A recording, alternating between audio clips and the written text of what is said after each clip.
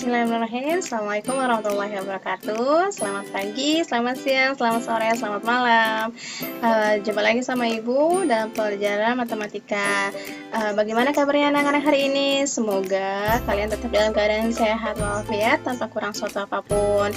Tolong jaga kesehatannya ya. Kemudian kalau memang harus sangat-sangat keluar rumah gitu, jangan lupa masker yang dipakai. Jaga jaraknya, hindari kerumunan, dan jangan lupa rajin untuk cuci tangan gitu ya, karena kesehatan kalian, kesehatan kita bersama. Baik, sebelum kita lanjut materi pertemuan hari ini, alangkah baiknya kita mulai dulu dengan berdoa ya. Silakan berdoa menurut kepercayaannya masing-masing. Semoga Allah ridhoi kegiatan kita hari ini. Semoga Allah lancarkan dan Allah mudahkan ilmu yang akan kita sampaikan dan akan kita pelajari pada hari ini untuk kita serap dalam diri kita. Berdoa dimulai. Berdoa selesai.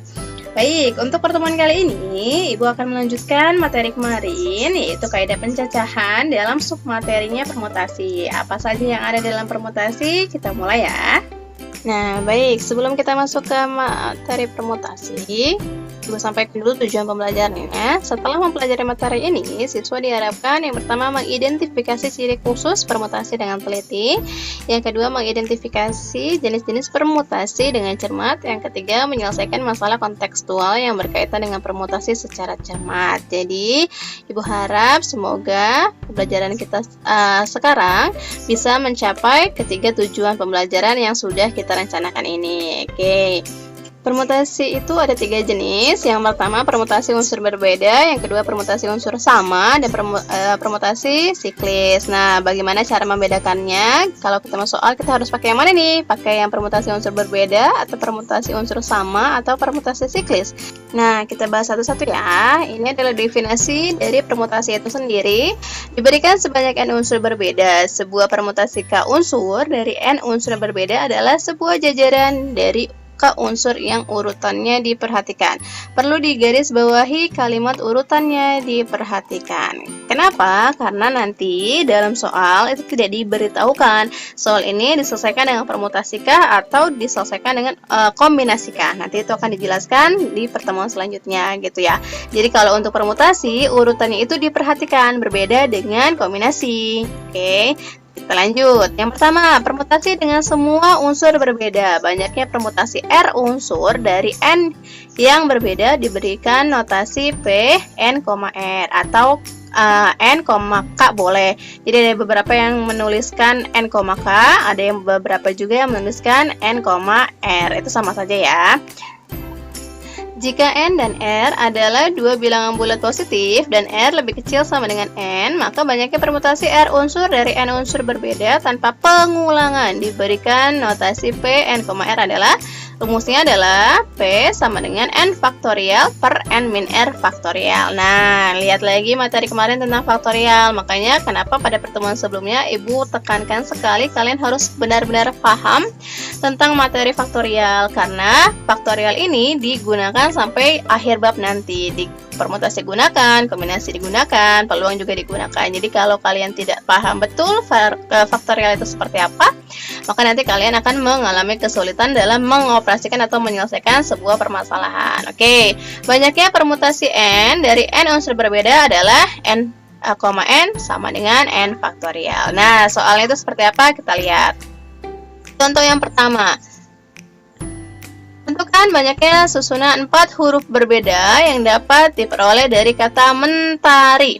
Nah, jadi dia hanya butuh 4 huruf berbeda dari kata mentari. Kita lihat penyelesaiannya. Kata mentari terdiri atas 7 huruf berbeda. Nah, di sini ada huruf M, ada huruf E, N, T, A, R, dan I. Jadi ada 7 huruf berbeda ya. Banyaknya susunan 4 huruf berbeda yang dapat diperoleh dari 7 huruf berbeda.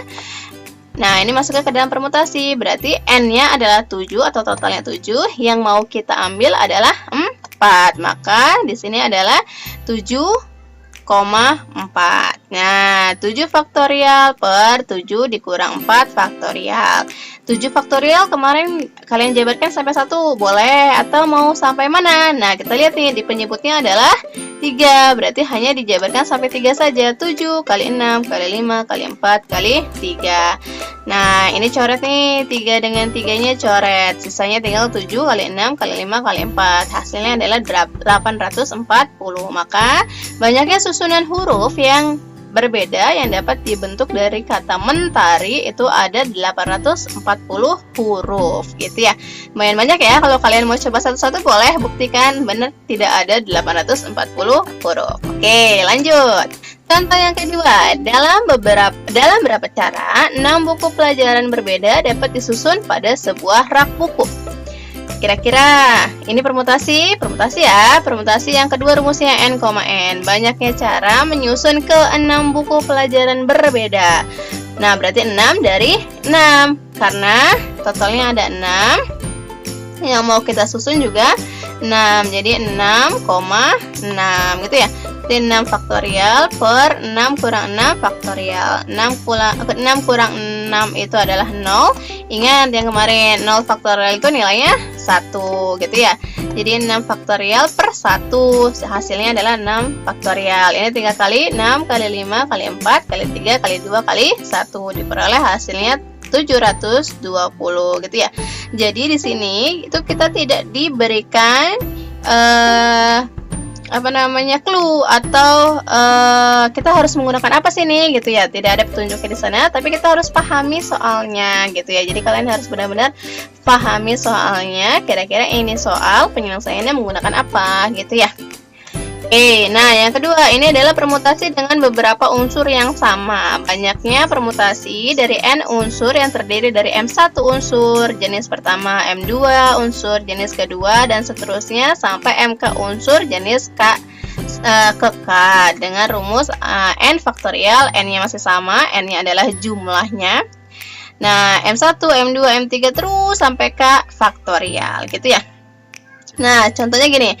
Berapa banyak permutasi dari huruf-huruf? Biasanya kalau permutasi tipe yang ini atau tipe unsur yang sama ini, biasanya dia bermain dari kata. Nah, bedanya sama yang soal tadi mana ya? Nah, soal yang ini dia kan ada satu kata, yaitu mentari. Dia hanya minta 4 huruf yang bisa disusun. Jadi dia nggak minta ini bisa dibolak-balik sampai berapa kali, tidak, tapi dia hanya minta 4 huruf dari kata mentari gitu ya. Ini permutasi. Tapi kalau yang ini dia minta berapa banyak huruf-huruf yang ada pada kata matematika dikelola menjadi sebuah kata yang baru gitu. Jadi biasanya ini sangat berkhas sekali cirinya untuk yang permutasi unsur yang sama. Nanti kita lihat lagi di permutasi siklis apakah ada ciri khasnya seperti yang ini.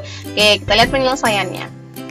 Banyak huruf pada kata matematika ada 10 huruf. M-nya ada 2, A-nya ada 3, T-nya ada 2, E, I, dan K-nya masing-masing ada 1. Maka banyaknya 2 tambah 3, 5. 5 tambah 2, 7. 7 tambah 1, 2, 3 tambah 3 adalah 10. Maka N-nya adalah 10. Nah, M1-nya 2, M2-nya 3, M3-nya 2, M4-nya 1, M5-nya 1, M6-nya 1. 1 ini sebenarnya ditulis boleh atau tidak juga tidak apa-apa, karena 1 faktorial hasilnya adalah 1 gitu ya.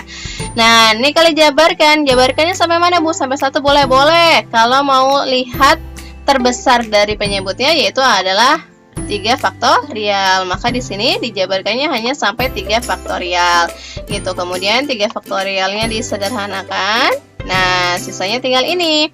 Oke, ini ada yang bisa disederhanakan lagi? Boleh. Ini sama ini jadinya 4. 8 bagi 2 adalah 4. Kemudian 6 bagi 2 adalah 3. Nah, diperoleh setelah dikalikan hasilnya adalah 151.200. Jadi dari kata matematika atau huruf-huruf yang ada dalam kata matematika ini bisa dibentuk menjadi kata yang baru sebanyak totalnya 151.200 gitu ya. Sok silakan kalau yang mau coba ya. Nah ini bentuk permutasi yang ketiga, yaitu permutasi siklik atau permutasi siklis boleh. Perhatikan bahwa permutasi yang kita bicarakan di atas adalah permutasi yang objeknya berjajar atau disusun pada satu garis. Namun jika objek-objek tersebut dijajar atau disusun melingkar pada suatu lingkaran dan arah melingkarnya perhatikan, misalnya searah putaran jarum jam, maka permutasi yang demikian dinamakan permutasi siklis. Nah, bedanya di situ ya. Kalau misalkan soal-soal yang tadi biasanya disusunnya berjajar atau segaris, itu masuknya ke permutasi biasa atau permutasi berbeda atau permutasi unsur yang sama. Tapi kalau permutasi siklis di sini ada syaratnya atau ada ciri khasnya. Biasanya dia bentuknya adalah melingkar ya. Jadi masuknya ke dalam permutasi siklis. Contoh soalnya seperti apa? Nah, kita masuk dulu ke definisinya. Banyaknya permutasi untuk n unsur berbeda yang diatur dalam sebuah lingkaran disebut permutasi siklis. Jadi nanti kalau kalian ketemu dengan soal yang ada kata melingkar, meja bundar, kemudian tersirat tapi bentuknya lingkaran seperti membuat kalung atau membuat gelang gitu ya, yang bentuknya lingkaran, maka masuknya ke permutasi siklik gitu ya. Jadi lebih gampang membedakannya. Nah, di sini ada contohnya, 6 orang manajer perusahaan duduk mengelilingi. Jadi kata mengelilingi ini yang kita garis bawahi. Mengelilingi sebuah meja berbentuk melingkar. Mengelilingi ada dua lagi, melingkar. Nah, makin ketebak aja ya kira-kira harus menggunakan apa. Berapa cara mereka dapat duduk mengelilingi meja rapat tersebut dengan urutan yang berbeda. Nah, rumusnya ini. P sama dengan N-1 faktorial. Berarti N-nya adalah 6. Tinggal 6 dikurang 1 faktorial. Hasilnya 5 faktorial. Tinggal 5 faktorial ini yang kita jabarkan. 5 kali 4 kali 3 kali 2 kali 1. Jadi ada 120 orang manajer yang duduk mengelilingi meja rapat tersebut. Gitu ya. Jadi bisa ya membedakan kalau ketemu soal, ini harus pakai yang mana? Permutasi unsur berbedakah? Permutasi unsur samakah? Atau permutasi siklikkah? Boleh kalian buat catatan sendiri di bukunya. Kira-kira ciri masing-masing permutasi itu apa saja yang membuat dia khas dalam soal gitu ya. Nah, untuk contoh-contoh soal yang lainnya, banyak sekali tipe soalnya. Kalian bisa searching di Google atau di buku-buku paket yang lainnya, bisa kalian cari contoh-contoh soal permutasinya. Dan kalian bisa latihan, supaya nanti ketika digabungkan soalnya dengan kombinasi, kalian bisa membedakan mana yang termasuk ke dalam soal permutasi, mana yang termasuk ke dalam soal kombinasi. Gitu ya. Nah, sekian itu yang bisa Ibu sampaikan. Kalau nanti ada yang perlu ditanyakan, silahkan ditanyakan. Kurang lebihnya mohon maaf. Wassalamualaikum warahmatullahi wabarakatuh.